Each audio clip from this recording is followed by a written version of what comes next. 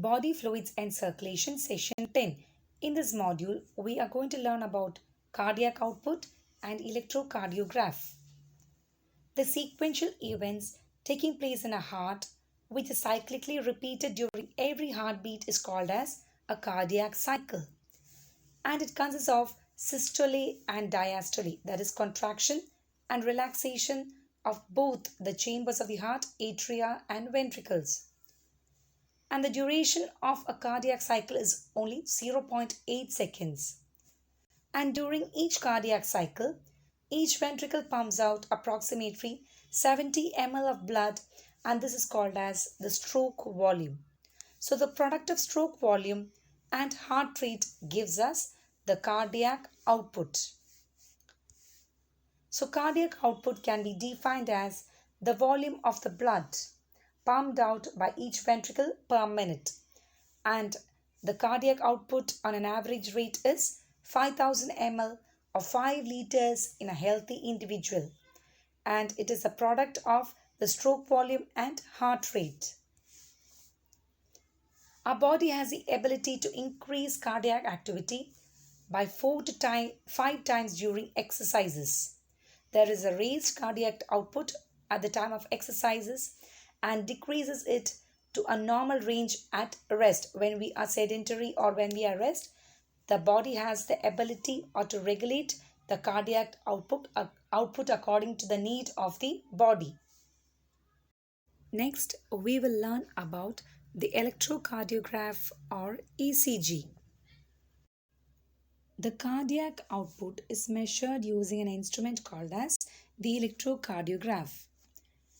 The ECG or the electrocardiograph is a graphical representation of the heart's electrical activity which is happening during the cardiac cycle as voltage traces.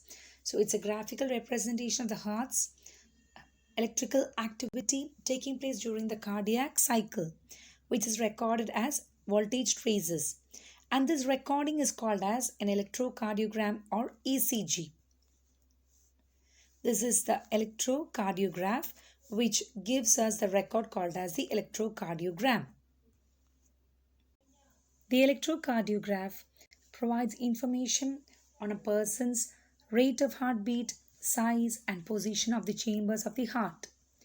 It is taken by attaching the electrodes from the instrument to the patient at the wrist, ankles and the chest. So the electrodes from the instrument is attached to the patient's wrist, ankles and chest.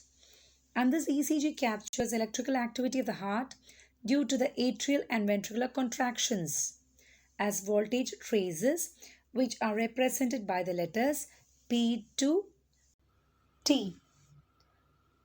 P, Q, R, S, T. These letters P to T represents the electrical activity of the heart during the atrial and ventricular contraction and is recorded as voltage traces.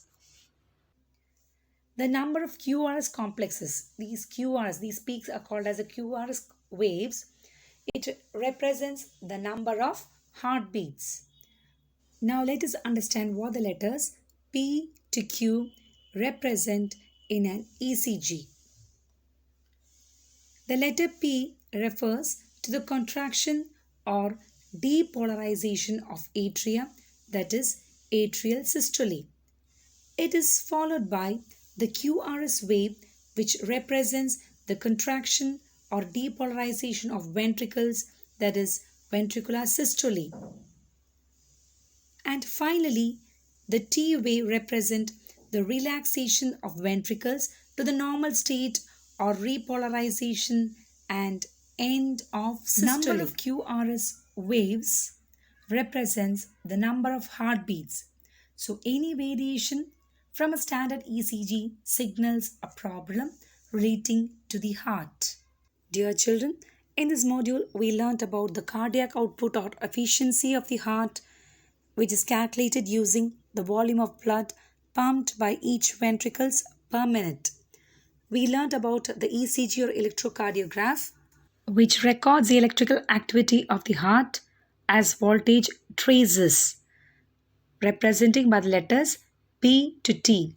P represents the atrial contraction, QRS represents the contraction of the ventricles and the T wave represents the relaxation of the ventricles. Thank you.